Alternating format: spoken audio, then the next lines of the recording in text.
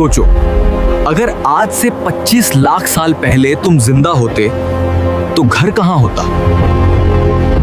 पूरा पाषाण काल में मानव गुफाओं और खुले मैदानों में रहता था।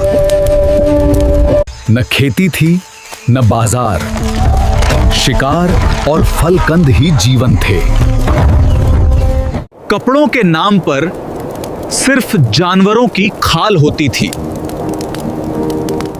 छोटे छोटे समूह, न पैसा न जमीन, सब कुछ साझा।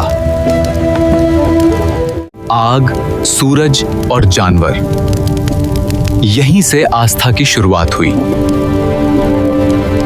एग्जाम पॉइंट याद रखो, पूरा पाषाण मानव था घुमंतु शिकारी।